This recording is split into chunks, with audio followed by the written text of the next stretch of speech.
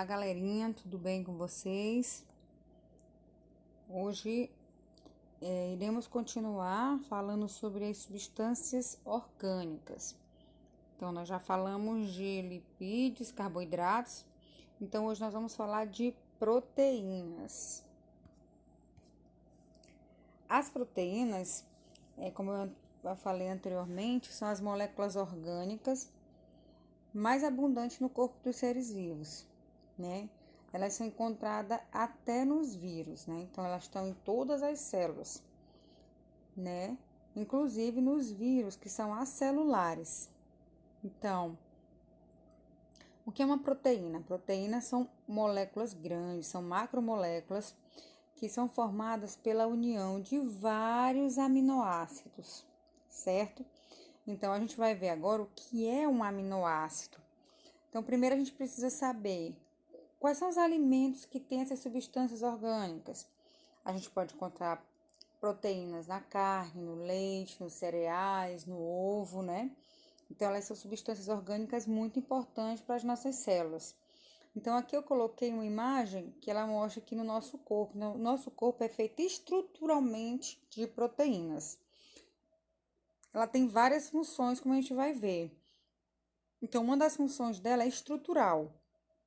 Então, a pele tem proteína, o cabelo, as fibras nervosas, a saliva, né? Hormônios, né? São proteínas, a hemoglobina, que é o pigmento do sangue, fibra muscular, tendão, unhas, né? Então, tudo no nosso corpo tem proteínas, né? No sangue, na pele, como a gente viu. Então, quais são as funções dessas proteínas? Então, a estrutural, por exemplo, eu tenho o colágeno, né, que está na pele, né, que dá resistência à pele. E também eu tenho a queratina, né, que também está nas unhas e nos pelos. Função também de transporte, no caso, por exemplo, a hemoglobina, né, que dá pigmento ao sangue. A hemoglobina, por exemplo, ela contém 574 aminoácidos, tá? A albumina, né, do plasma sanguíneo, ela tem em torno de 609 aminoácidos. Então, também tem função de defesa, né, as imunoglobulinas, né, os anticorpos que nos defendem contra antígenos. Elas têm função de sinalização, né? Então, nas nossas membranas plasmáticas, nós também temos proteínas, né, que servem também de receptores. Inclusive, as nossas células, a membrana plasmática tem proteína. No citoplasma tem o citoesqueleto, né, da célula, que é feito de proteína. Ela também tem função enzimática, né? Então, a gente vai ver lá na frente o que são enzimas, né? As enzimas, elas são catalisadores, biocatalisadores. Eles aceleram as reações químicas. A gente viu que nos tendões, nos nossos músculos, né, tem proteína. Então, ela também serve de movimento para fazer a contração e relaxamento dos músculos. Também ela serve de combustíveis, né? No caso da gliconeogênese, né? A formação de glicose, né? Que pode estar armazenada, o glicogênio, no fígado e nos músculos. Então, o que é um aminoácido? Aminoácidos são moléculas pequenas que vão formar as proteínas, certo? Então, cada aminoácido, ele tem, né, uma estrutura química. Então, o aminoácido, ele é formado por 4 partes, né? Essa parte aqui é o grupo amina. Desculpa, gente. Essa parte aqui é o grupo carboxílico, ácido carboxílico. E essa parte aqui é o grupo amina, tá? Desse lado aqui, eu vou ter um átomo de hidrogênio. E aqui, eu vou ter o que a gente chama de radical, certo? Aqui desse lado aqui, eu também tenho a mesma estrutura, né? Então, eu tenho estrutura também molecular, aliás, é a fórmula estrutural, tá? Então, aqui, de novo, o ácido carboxílico, o grupo amina, o radical e o hidrogênio. certo? Então, todo aminoácido, ele é formado por um grupo amina e um grupo carboxílico. E o que na natureza existem 20 tipos de aminoácidos. O que vai mudar de aminoácido para aminoácido? Essa estruturazinha aqui, ó, o radical.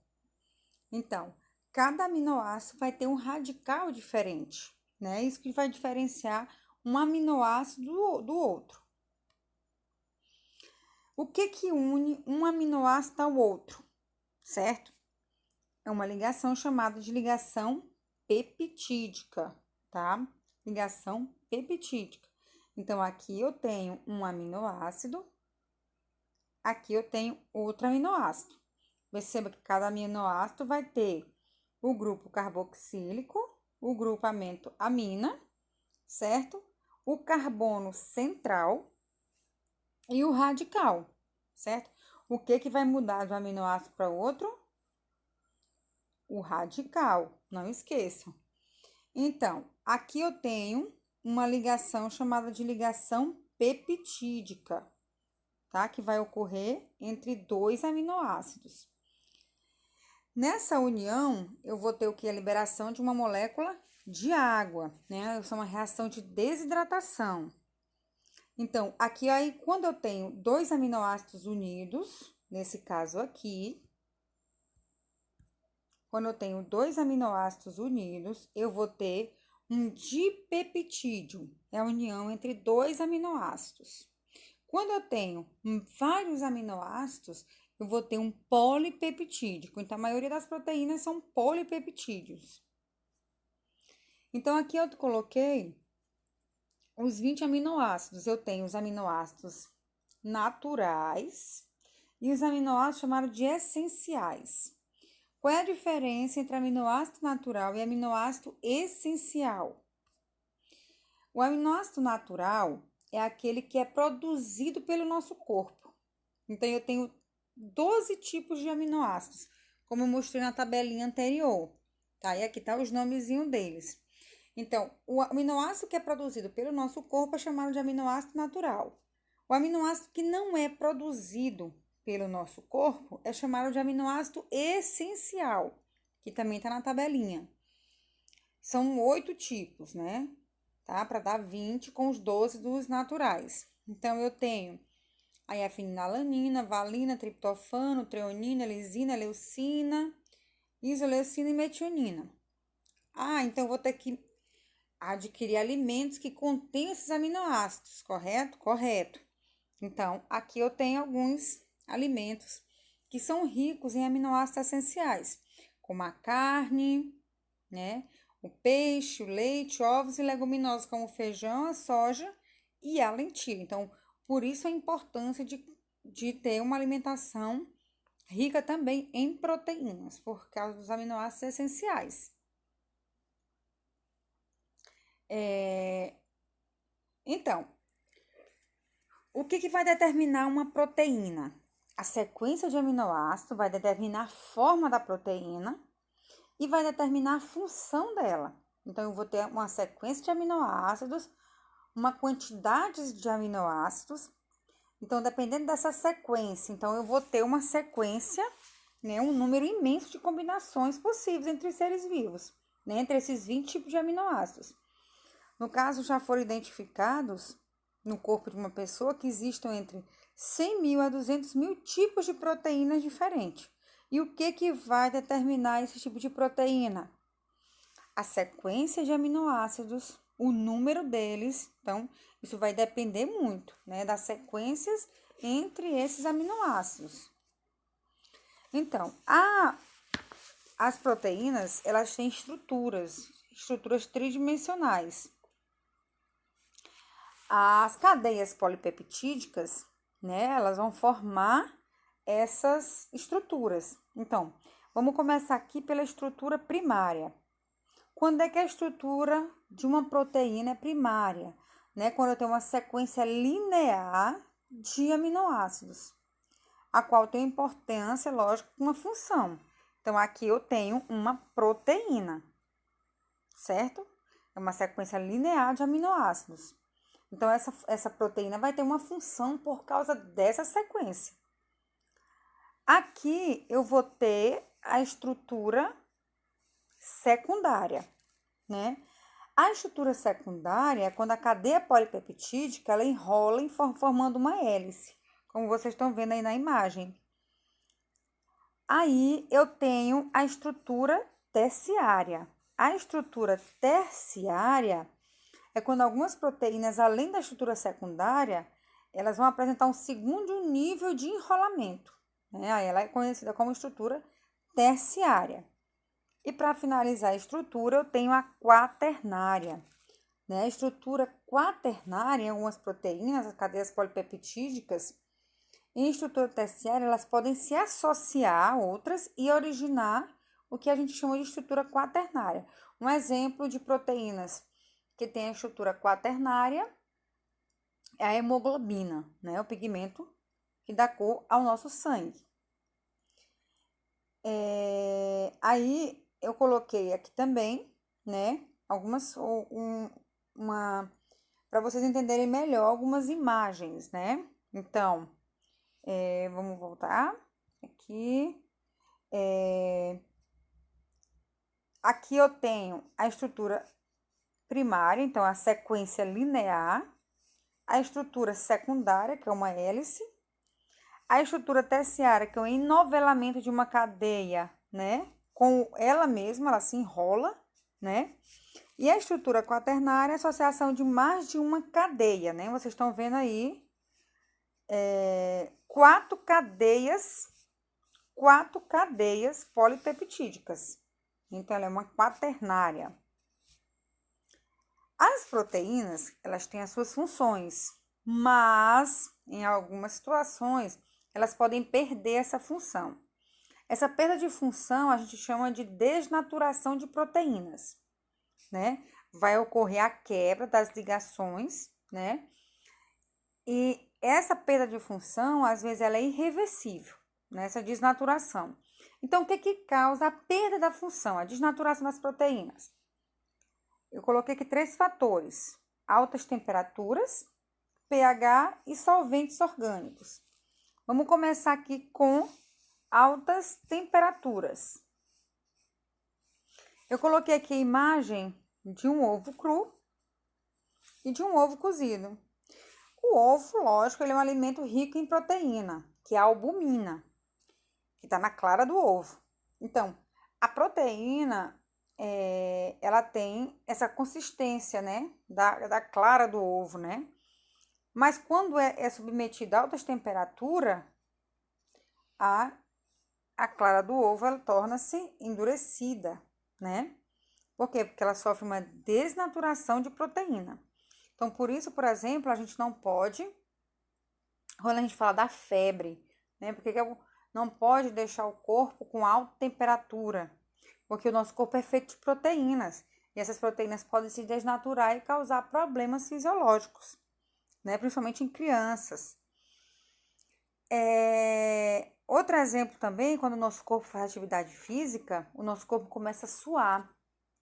Ele vai suar para quê? Para ele regular a temperatura corporal, para não deixar a temperatura do nosso corpo aumentar, para não desnaturar nossas proteínas. Outro exemplo aqui de desnaturação, eu tenho o pH, né? Aí eu coloquei aqui uma imagem do leite, né? E do queijo.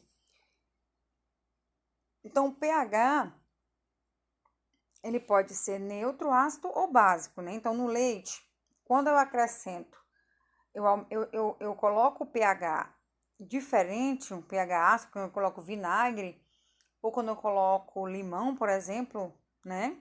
Ou eu coloco substâncias químicas, né? Que é para fazer essa desnaturação do leite, né? Eu vou criar o quê? O queijo, tá? Então, os solventes orgânicos, eu tenho outra, né? Que faz a desnaturação da proteína. Eu coloquei uma coisa muito importante nos dias de hoje, que é o álcool em gel. O álcool em gel, ele é muito usado hoje, né, na pandemia. Por quê?